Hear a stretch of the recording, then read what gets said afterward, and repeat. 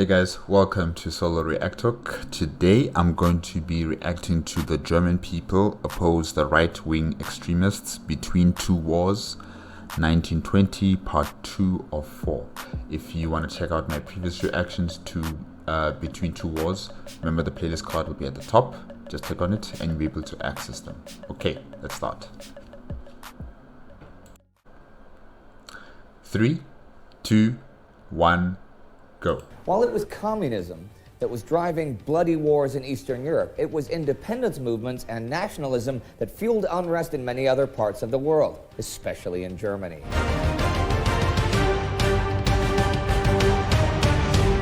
Welcome to Between Two Wars, a summary of the interwar years, from the uncertainty and hedonism of the 1920s to humanity's descent into the darkness of the Second World War. I'm Indy Nidell.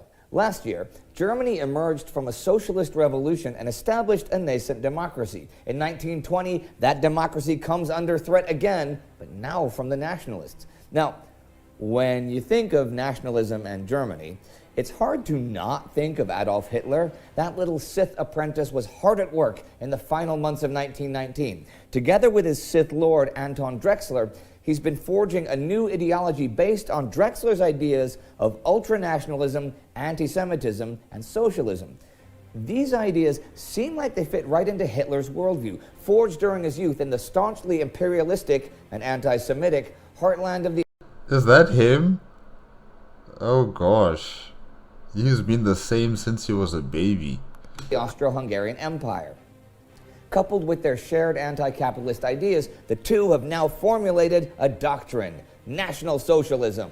Hitler's also found his calling as a public speaker and agitator, and with incredible energy and a newly discovered knack for self-promotion, he's drawing bigger and bigger crowds. He is now the executive member in charge of propaganda for the German Workers' Party, DAP.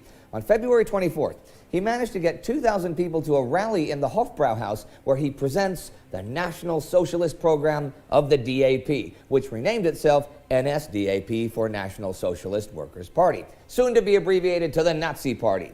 Hitler announced a 25-point program that will remain the essence of the Nazi Party through the next 25 years.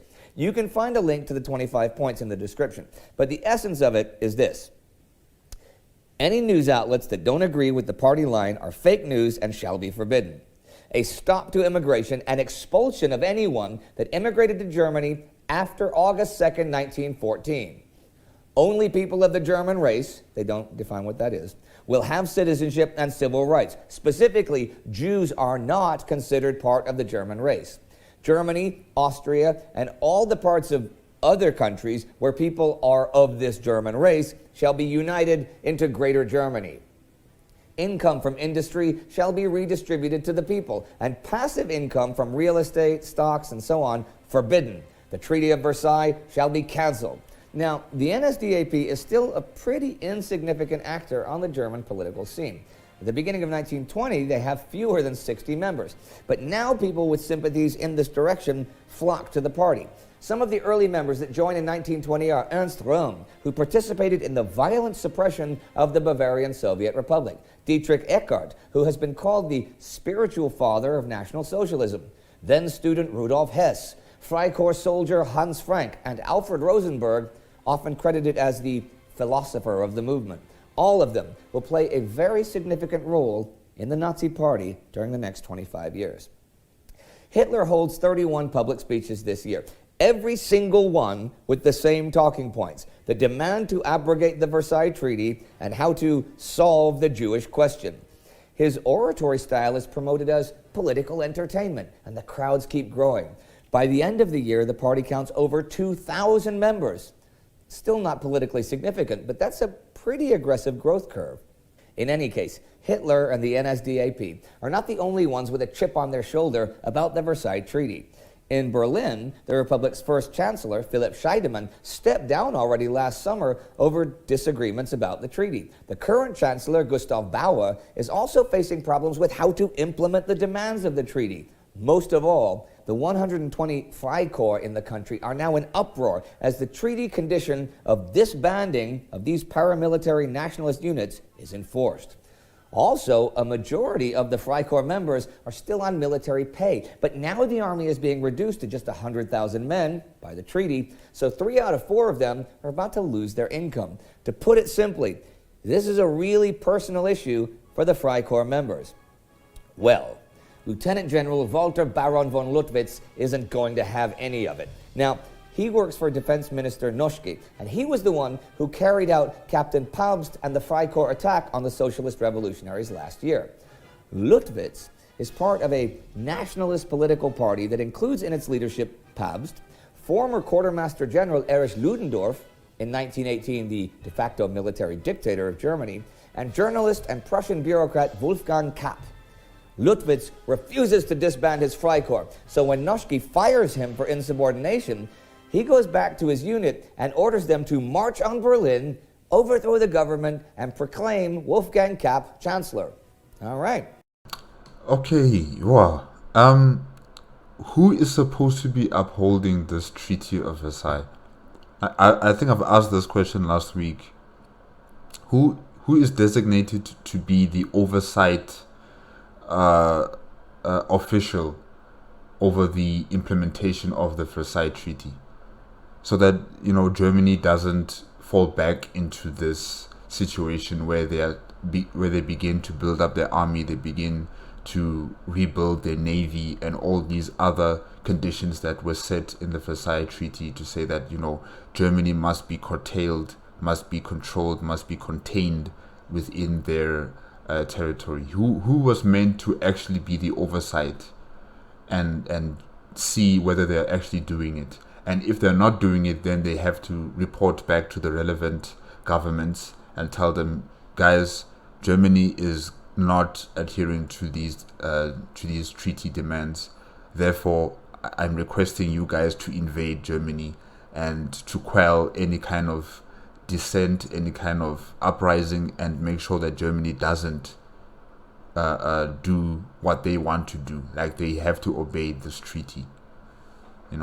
I'm just asking, because then why go to Versailles? Why go talk about this and then in the end nothing happens? What's the point of all of that?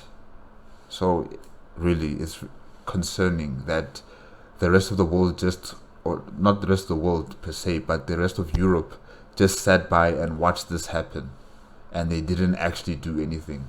They just kept on talking and talking, probably. Hey.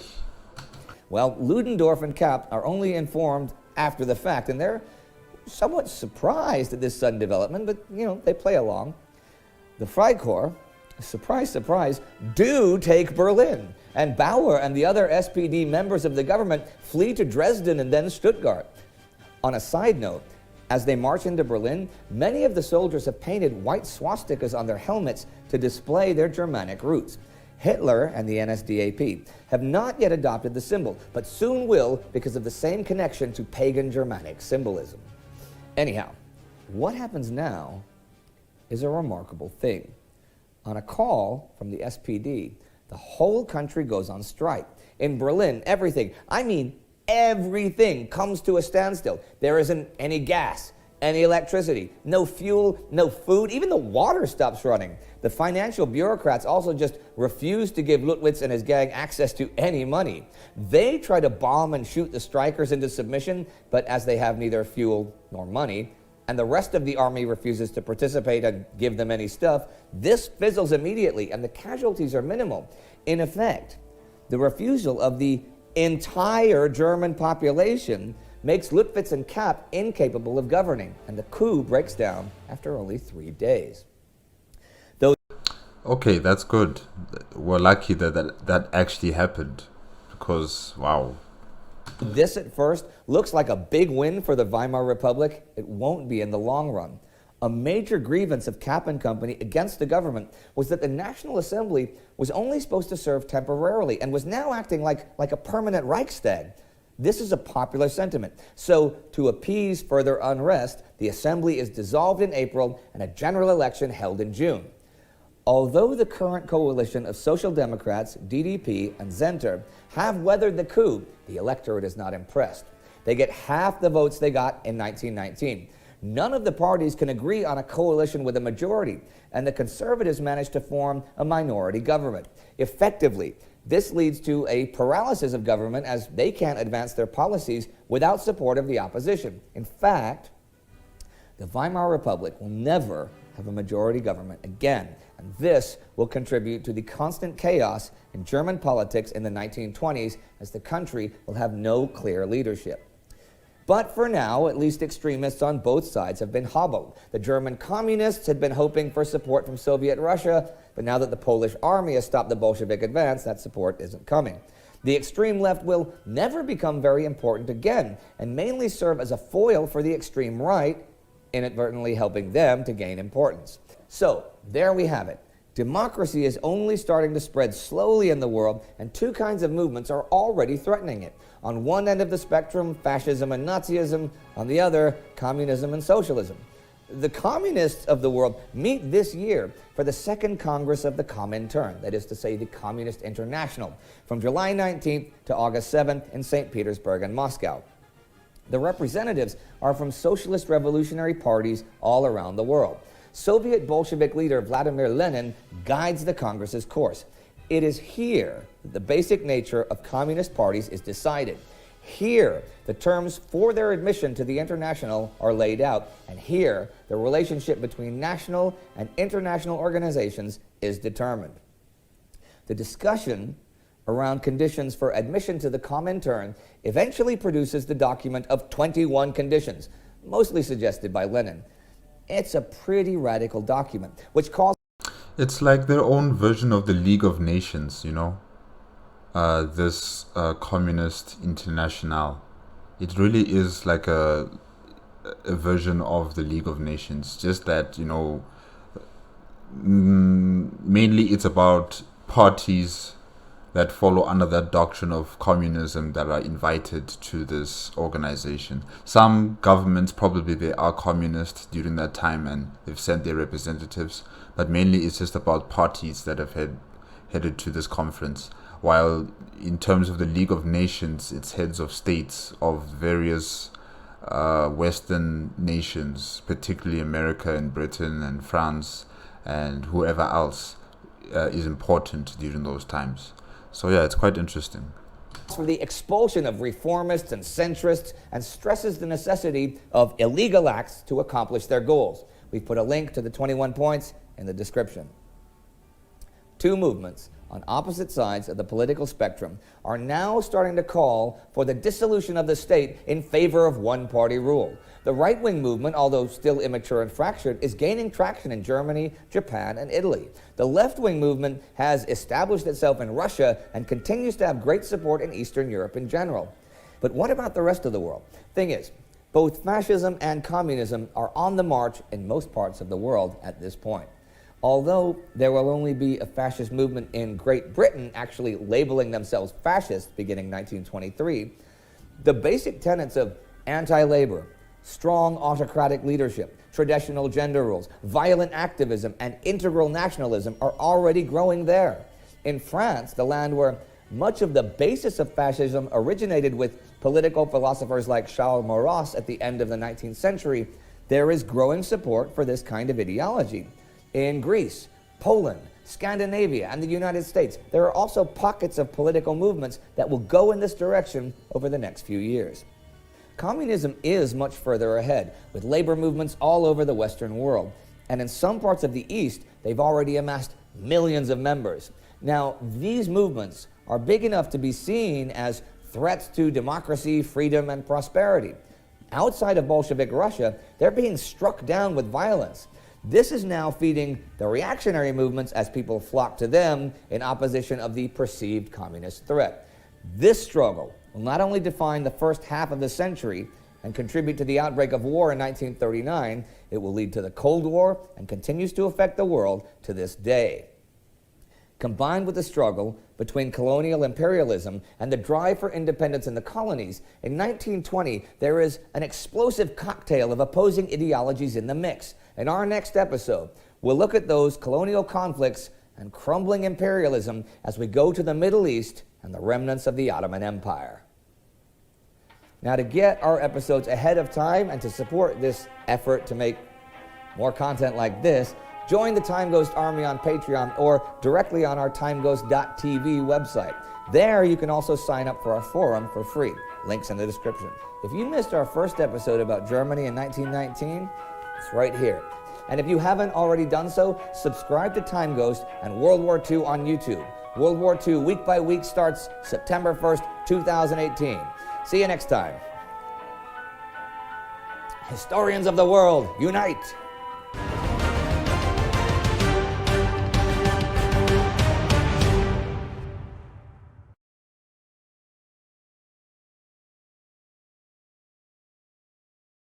Okay guys, that was The German People Oppose the Right-Wing Extremists Between Two Wars, 1920, part 2 of 4.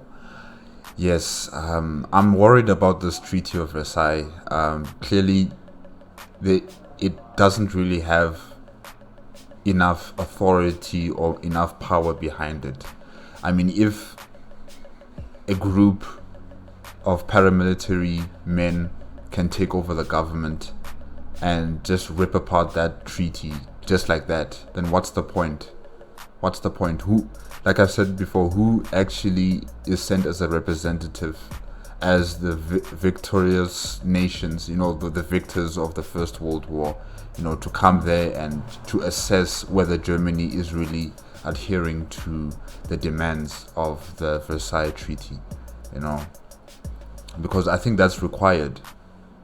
You can't just sign a document and just believe on the word of faith from your former opponents that they will adhere to this treaty. No, they're going to lie to you. They'll give you false readings and give you false information and say, yes, we are adhering to it. We are keeping our word. When in the meantime, in the background, they're gathering up their military force, they're gathering up their military strength for another war or another conflict, or the government has been overtaken by a group that no longer recognizes this Versailles Treaty. So really it's worrying that there wasn't any kind of oversight committee just to check whether Germany was complying with the demands. But it is what it is. Adolf Hitler was gaining in strength with his speeches, with his performance, garnering the attention and the aspirations and the dreams of many of these disenfranchised German people, also making an enemy out of other cultural or linguistic groups and not considering them as German and as something that's not worthy in the German land, if I can say that. And him and his cohorts of other ideologues who also subscribe to his version of politics and his thought process and ethos are also gathering momentum and strength as the central government is left in tatters. They're not really that strong. They don't have the authority or the respect of the people per se, and the people continue to gather around these two camps. Either they're on the extreme left or the extreme right, and democracy is there, but it is being divided into two camps, and all it needs now is one person just to cut this democracy apart into two, and they will become this new ruler of Germany, which is clearly it's about to happen, as you could see, because politics is now dead in the water. It's been divided into these two camps that can't see eye to eye. There's no middle ground. I don't think Mr. Nidal ever spoke of a middle party, a party that could try and incorporate both sides and unify them together to make a government that could work for the people. Everybody has their own interests now, and everyone is in their own separate camps, and there isn't a majority clear ruler. They have to be in power sharing deals, which are also not stable. you know, for the foreseeable future. So yeah, it's just a mess. Politically, in Germany in 1920, it's been a mess. Fake coups, or not fake coups, maybe I should say like failing coups. Yeah, a failed coup. Government itself is also very paralyzed, can't really move, can't pass legislation, can't do anything. And then you have the people of the country aspiring either to be in this fascist organizations or in the communist organizations. And I just still find it so surprising that, you know, the rest of the nations that won against Germany just left Germany to its own devices. They didn't monitor, they didn't come in there and tell them, guys, look, maybe we can help you here, we can help you there. Nothing. They just said, we're done with the war, you signed the papers, we're out. And here we are now. Crazy. Okay guys, that's it for today. Remember, if you liked the video, please give me a like, comment, and subscribe to my channel. Click on the notification bell if you want to be up to date with my latest videos, and I will see you next week Tuesday. Okay, bye bye.